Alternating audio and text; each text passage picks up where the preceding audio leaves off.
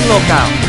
Ada uraian sebelumnya telah dijelaskan bahwa teknologi yang berkembang di segala bidang kehidupan, memungkinkan manusia dengan kearifan yang dimilikinya dapat membuka rahasia dan hikmah alam semesta. Penemuan di bidang bioteknologi dapat mempengaruhi sifat keturunan, dan perkembangan teknologi yang semakin canggih, semakin dapat diandalkan untuk meningkatkan kesejahteraan manusia, terutama pada pemenuhan akan kebutuhan pangan, sandang, dan papan. Paradigma tersebut merupakan perubahan yang terjadi dari waktu ke waktu terhadap satu asumsi dasar yang melandasi tindakan, seperti halnya evolusi paradigma sains. Perkembangan yang begitu pesat dengan dampak positif serta negatif yang ditimbulkannya ternyata membuat masyarakat menengok kembali tradisi nenek moyang kita, seperti dalam mengembangkan teknologi yang digunakan untuk mengembangkan tanaman dan ternak yang ternyata memiliki dampak negatif lebih sedikit. Banyak para ahli ilmuwan yang akhir-akhir ini tertarik untuk mempelajari pengetahuan local knowledge. Larena meyakini bahwa pengetahuan lokal dapat memberikan sumbangan dalam perkembangan ilmu pengetahuan dan teknologi. Teknologi kearifan lokal. Tradisi panjang dalam pemikiran intelektual barat yang dipelopori oleh Montesquieu atau sejak pemikiran Yunani kuno, mencoba menjelaskan beberapa variasi budaya lokal dengan mengacu pada perbedaan lingkungan. Dasar pemahaman itulah yang mengilhami pandangan para ahli antropologi sehingga melahirkan paham determinisme lingkungan dan posibilisme lingkungan. Keduanya sangat menentukan kebudayaannya untuk mengkaji keterkaitan antara lingkungan alam dengan variabel kebudayaan di beberapa daerah dengan menghitung keterbatasan wilayah atau biogeografis secara sistematik.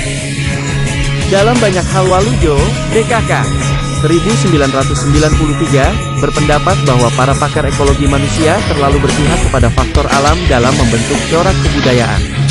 Padahal faktor alam tersebut hanya merupakan salah satu faktor dari 3 faktor lainnya, yakni faktor ekonomi, keturunan, dan kejiwaan. Menurut Kusnaka dalam Walujo, 2007, walaupun manusia hidup dalam lingkungan yang sama, mungkin saja terjadi perbedaan karena berbeda dalam penguasaan bentuk-bentuk teknologi sehingga berbeda pula dalam tradisi budayanya. Ironisnya, kearifan lokal selama ini dianggap tidak modern, semakin lama akan terkikis dan ditinggalkan. Diduga modernisasi dan strategi pembangunan yang mengutamakan tingkat pertumbuhan ekonomi yang tinggi telah menghancurkan berbagai kelembagaan dan kearifan lokal beserta lingkungan alamnya. Interaksi tersebut membawa perkembangan yang perlu dipahami dalam studi ekologi manusia yang akhir-akhir ini banyak diminati para ilmuwan. Apa sebenarnya kearifan lokal, local wisdom, yang akhir-akhir ini sering disebut dan didiskusikan? Walujo, DKK 1993, berpendapat bahwa kearifan lokal merupakan refleksi dari kebudayaan dan masyarakat. Seperti pengertian ini terkandung maksud sebagai ungkapan budaya yang khas yang di dalamnya memiliki tata nilai, etika, norma, aturan, dan keterampilan suatu masyarakat dalam memenuhi tantangan hidupnya. Menurut Cachart Naritum dari Kassensat University Thailand, kearifan lokal adalah pengetahuan yang dikembangkan oleh penduduk Sunu daerah dan berasal dari akumulasi pengalaman dan percobaan yang berhubungan erat dengan pengetahuan mereka akan alam dan budaya yang ada di sekitarnya. Kearifan lokal bersifat dinamis sesuai dengan fungsinya dalam menciptakan kearifan lokal yang berhubungan dengan situasi global. Selain itu, kearifan lokal sangat sesuai dengan kondisi setempat karena dapat meningkatkan kualitas hidup daerah setempat. Pada umumnya kearifan lokal adalah perilaku yang bermuatan sila juhur, penuh kearifan, yang muncul di komunitas lokal sebagai upaya dalam menyikapi permasalahan kehidupan yang dapat dipastikan akan dialami oleh masyarakat tersebut. Pengalaman dari kebiasaan-kebiasaan, praktik, dan tradisi diwariskan dari generasi ke generasi dan diyakini kebenaran tentang nilai, pantangan, kehidupan dan standar perilaku oleh generasi penerusnya. Menurut John Haber, kearifan lokal ialah sebuah kebudayaan yang mengacu pada pelbagai kekayaan budaya itu sendiri, yang tumbuh dan berkembang dalam sebuah masyarakat, dikenali, dipercayai, dan diakui sebagai elemen-elemen penting yang mampu mempertebal kohesi sosial antara warga masyarakat. Menurut Nugraheni dan Winata, 2003, kearifan lokal sangat berguna masyarakat karena kearifan lokal merupakan dasar untuk swadaya dan swasembada masyarakat. Praktik dan tekniknya sudah dikenal, mudah dipahami, dan sudah dikuasai, serta menggunakan sumber daya lokal dan tidak tergantung kepada sumber dari luar. Dua, kearifan lokal merupakan alternatif yang efektif dan lebih murah karena berdasarkan pada keterampilan dan material lokal. Kearifan lokal tidak hanya berhubungan dengan bidang pertanian saja, juga berhubungan sangat erat dengan kebudayaan setempat atau yang diturunkan secara turun-temurun, dan merupakan semboyan BP bagi masyarakat yang sangat menunjang bagi terjadinya kerukunan hidup masyarakat. Mengapa demikian? Hal ini disebabkan karena manusia sebagai salah satu makhluk yang mudah beradaptasi dengan alam dan lingkungan melalui daya cipta dan karsa yang dimilikinya. Lingkungan ini disamaartikan dengan yang menandai habitat alami seperti cuaca, tumbuhan, hewan, tanah, mineral yang terkandung dalam tanah. Dengan demikian, faktor lingkungan juga mempengaruhi setiap kelompok etnis untuk memiliki pengetahuan dan keterampilan dalam menggunakan dan memanfaatkan berdaya alam untuk menunjang kehidupan sehari-hari. Bagi masyarakat yang pola kehidupannya masih sangat bergantung pada sekitarnya, maka adaptasi sebaiknya diyakini sebagai pola tingkah laku yang ada dalam suatu sistem yang dirancang agar mampu menyesuaikan diri hadap kondisi yang akan timbul. Dengan demikian, kelestarian hidup diukur dengan derajat keberhasilannya dalam bereproduksi dan adaptasi dengan lingkungan tertentu dalam mendayagunakan sumber daya menanggulangi masalah yang mendesak. Proses tersebut menumbuh kembangkan pengetahuan masyarakat tentang mana mereka mengenali, mengorganisasikan lingkungan, dan bagaimana memanfaatkan sumber daya tumbuhan, hewan, dan mikroba lagun secara tidak langsung. Sumber daya ini tidak hanya untuk pangan, obatan atau keperluan sosial saja, akan tetapi juga pembentuk identitas kebudayaan mereka. Timbulnya hukum adat, pantangan, atau tabu pada kelompok masyarakat merupakan cerminan kategori pengetahuan daya rakyat tentang berbagai bentuk pemahaman kearifan masyarakat dalam mengelola sumber daya alam. Faktor keterlibatan para pendahulu, nenek moyang, yang mewariskan tradisi tersebut kepada generasi berikutnya menjadi sangat penting bagi terjaganya kearifan tersebut.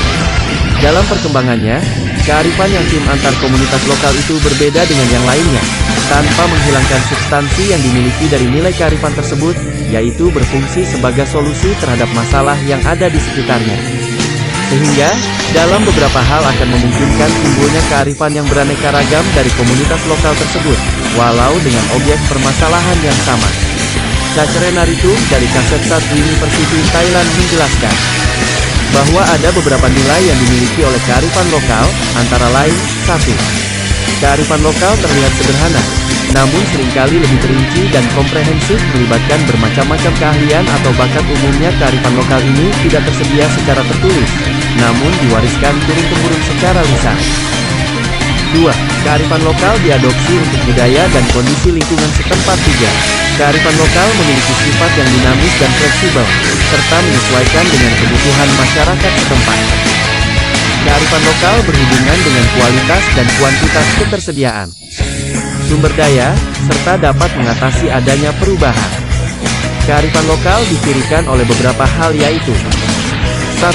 Bidang pangan mencirikan suatu tempat, sesuai dengan iklim dan bahan dasar yang ada di tempat tersebut. 2. Bidang kesehatan untuk pencegahan dan pengobatan. 3. Teknik produksi digunakan untuk menyelesaikan masalah dan menurunkan tenaga kerja. 4. Perumahan sangat cocok dengan iklim dan bahan baku yang ada. 5. Pakaian menyesuaikan dengan iklim dan bahan baku setempat.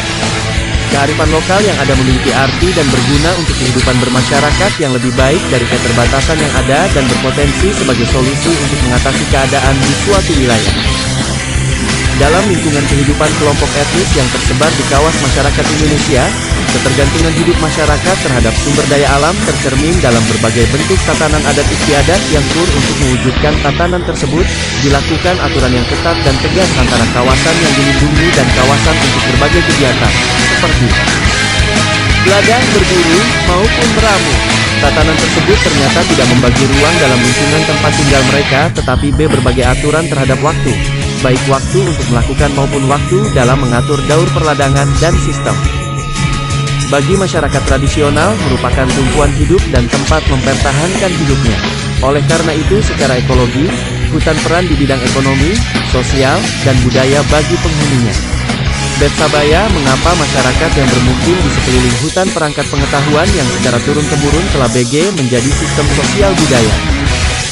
Contoh kearifan lokal dalam pembangunan.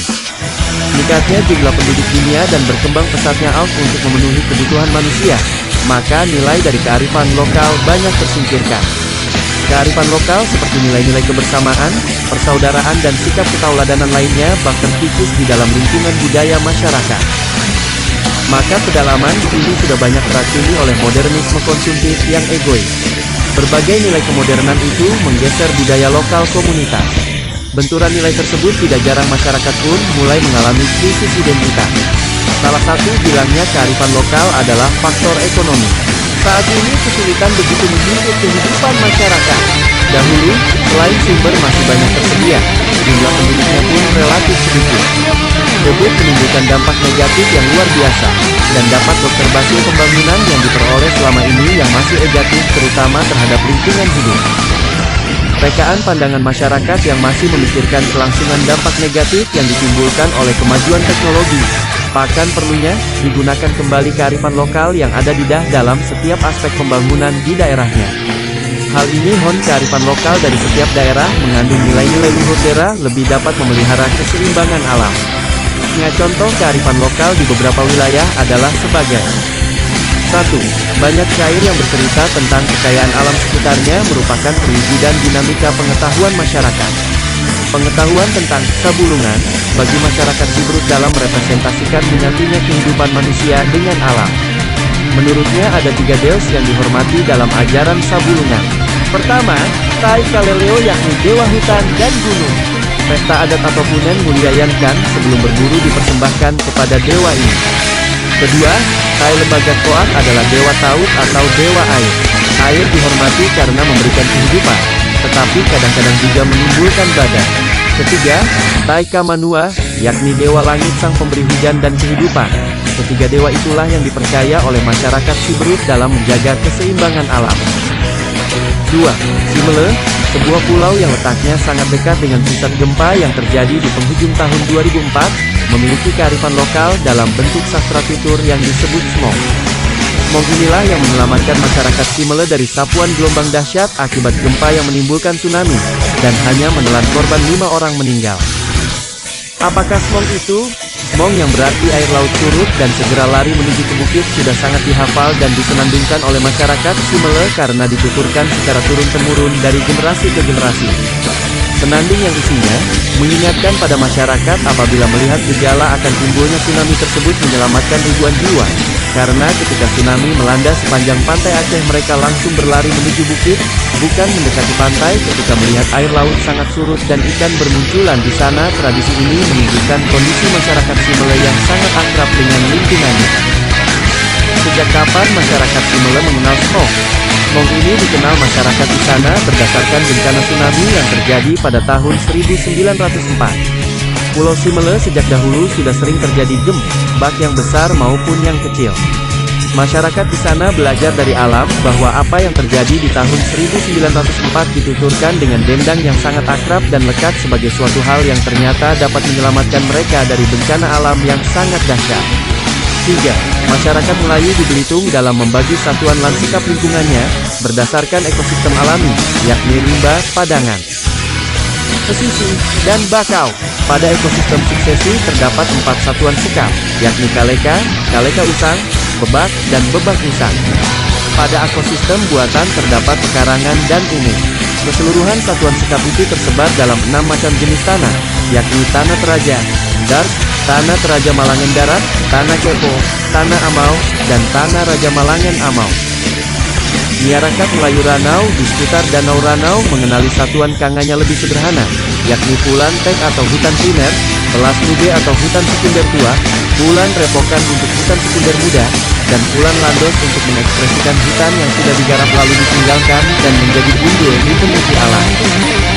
Ramah adat kaum Baduy dalam di Banten yang menggunakan fondasi pas, kayu, dan tali ternyata merupakan jenis rumah yang tahan terhadap pengarah gempa karena bangunannya yang fleksibel atau lentur dan dapat beradaptasi terhadap gerakan lateral dan vertikal akibat getaran gempa. Untuk digunakan sebagai rumah tahan gempa di banyak daerah dengan kondisi banyak gempa, tentu kita wajib menggunakan teknologi tambahan sehingga hasilnya dapat dijadikan sebagai alternatif arsitektur cepat bangun yang memiliki sifat lentur, khususnya pada fondasi dan komponen sambungannya. Penduduk Jawa yang tinggal di daerah gunung atau pedesaan akan berbeda kearifannya dengan orang Jawa yang tinggal di perkotaan dalam mitad permasalahan untuk memenuhi kebutuhan hidupnya. Penduduk Awa yang berada di gunung atau pedesaan akan berusaha menjadi petani yang tangguh serta ulet dalam menghadapi tuntutan kehidupan dan lingkungan. Gunung atau pedesaan merupakan faktor yang menentukan adanya kecenderungan penduduk untuk menjadi petani daripada menjadi seorang pedagang atau bekerja di pabrik teh industri lain. Halnya dengan orang Jawa yang tinggal dan hidup di perkotaan akan mempunyai kearifan lain yang menuntun dirinya agi seorang pedagang, karyawan yang bekerja di perusahaan swasta. Masyarakat Samin yang tinggal dan tersebar di daerah Klopo Dhuwur, pejabat di instansi pemerintahan daripada sebagai seorang petani bun, Jawa Tengah memiliki konsep hidup keseimbangan, harmonisasi, kesetaraan, keadilan. Mereka memandang lingkungan dengan sangat rapi, dan memanfaatkan alam, misalnya mengambil kayu, secukupnya saja serta tidak pernah mengeksploitasi. Hal ini sesuai dengan pikiran masyarakat Samin yang cukup sederhana, tidak berlebihan, dan apa adanya. Tanah bagi mereka ibarat diri sendiri, artinya tanah memberi penghidupan kepada mereka. Sebagai petani tradisional, maka tanah diperlakukan sebaik-baiknya. Dalam pengolahan lahan untuk menanam jenis-jenis tumbuhan yang akan ditanam mereka hanya berdasarkan musim saja, yaitu penghujan dan kemarau. Masyarakat Samin menyadari bahwa kelestarian kekayaan alam tergantung pada pemakainya. 8. Di desa Terawas yang masuk daerah Kudus, mereka memiliki tradisi tepung tawar, untuk mendamaikan konflik, kekerasan yang saling melukai satu sama lain. Dengan menggunakan tradisi tepung tawar itu, di antara orang yang bertikai dapat saling berdamai. Ternyata tradisi tepung tawar berlaku juga di daerah Musirawas. Media tepung tawar tersebut tidak hanya berlaku bagi komunitas yang seidentitas budaya saja, tetapi juga dapat dilakukan oleh orang luar yang kebetulan sedang berselisih paham atau berkonflik dengan orang dan daerah adat Musirawas. Kearifan lokal seperti itu merupakan modal suatu daerah untuk dapat meredam konflik yang saat ini semakin sering terjadi. 9. Di Bali terdapat subak sebagai warisan budaya agraris abad ke-7 yang sudah teruji keberadaannya. Dengan subak yang menerapkan konsep konservasi air, terasering dan sistem irigasi, maka sistem pertanian di Bali berjalan sangat harmonis karena dapat menjaga keharmonisan alam dalam penyediaan air. Dengan pemeliharaan yang harmonis, maka bibit padi lokal yang sesuai dengan kondisi setempat dapat dipertahankan sehingga Bali sampai saat ini masih mempunyai plasma nutfah unggulan dalam bidang pertanian pada umumnya.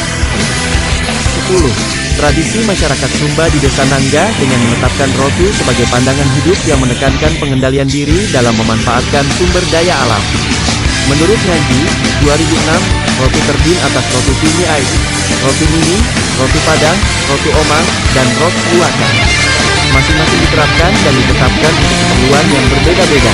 Rotu Timi Ai dimaksudkan untuk mengatur, melindungi serta memanfaatkan berbagai jenis tumbuhan yang berumur panjang seperti kelapa, pinang, dan kemiri, baik yang tumbuh di lahan pribadi, lahan umum, hutan desa, kebun desa, maupun hutan marga. Rotu Minggi adalah aturan untuk melindungi dan memanfaatkan secara baik berbagai jenis tanaman di muara dan sekitar aliran sungai.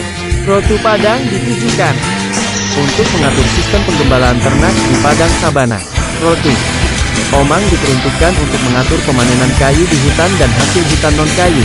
Sedangkan rotu Buaka adalah aturan untuk melindungi dan memanfaatkan hasil kebun terutama tanaman semusim. Menurut Fox, 1996, masyarakat Rote dan Sapu mengekspresikan keunikan pola kehidupannya dengan lebih banyak meminum makanannya daripada memakannya. Artinya, untuk melangsungkan kehidupannya mereka hanya mengandalkan pada satu jenis tumbuhan yakni lontar, Borassus lebliver, yang harus disadap untuk diambil aranya guna dijadikan sebagai makanan pokoknya.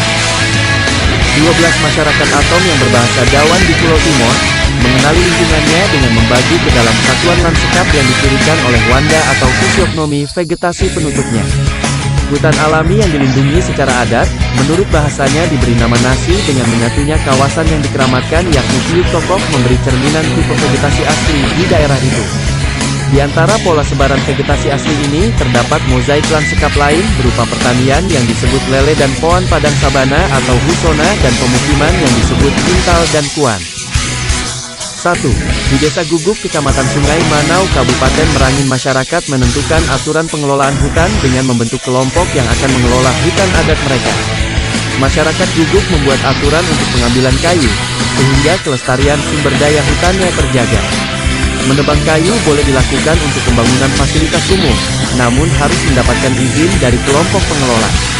Setiap penebangan satu pohon, maka diwajibkan pencurian ada sanksi yang diatur secara adat yang akan dijatuhkan untuk menanam 5 pohon sebagai penggantinya, bagi pelaku kepada pelaku. 14. Masyarakat Dayak pada umumnya mengenal istilah M4 yang berarti hutan primer dan Jekau yang berarti hutan sekunder. Di dalam kategori Jekau ini terdapat beberapa subkategori, yakni Jekau Jue, hutan sekunder tua, Jekau Buet, hutan sekunder muda, Jekau Metan, Belukar, Kelimeng, ladang kecil, Bekan, ladang yang baru ditinggalkan. 15. Di Kalimantan Selatan, masyarakat Dayak Meratus membagi wilayah hutan ke dalam satu satuan lanskap berdasarkan fungsinya, seperti berikut. Beparium adalah hutan tempat hewan dan tumbuhan yang dilindungi tidak boleh memanfaatkan kecuali hanya untuk kepentingan adat. B. C. Katuan atau hutan alas yang memang disediakan untuk tempat berburu, mencari gaharu, damar, dan kayu. Lasi atau pelasian adalah hutan yang khusus diperuntukkan untuk berladang, berkebun, dan beternak. D. Hutan milik adalah kebun tanaman buah, pohon kayu, bambu, rota milik pribadi. 16. Tidak hanya daerah-daerah di Indonesia yang mengenal dan memiliki kearifan lokal, namun di luar negeri pun memiliki kearifan lokal yang berhubungan sangat erat dengan tradisi yang ada, misalnya di Korea Selatan. Dengan gerakan Semaul Endong yang merupakan penerapan dari 3 nilai, yakni kerja keras, kemandirian, dan gotong royong, Park Chung-hee dikenang orang sebagai tokoh yang mengantarkan keberhasilan Korea Selatan.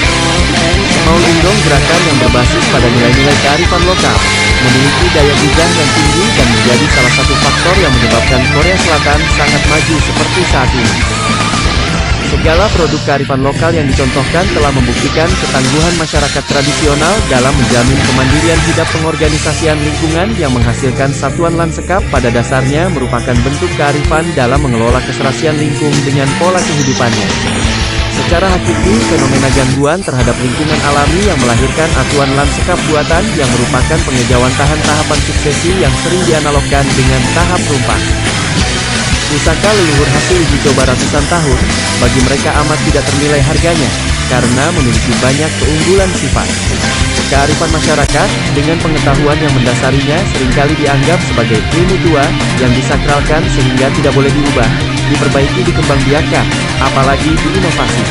Kekonservatifan demikian membentuk opini bahwa masyarakat tradisional berjiwa statis, dan menolak dibawa maju apalagi berindustri yang syarat dengan pengetahuan, ilmu, dan teknologi.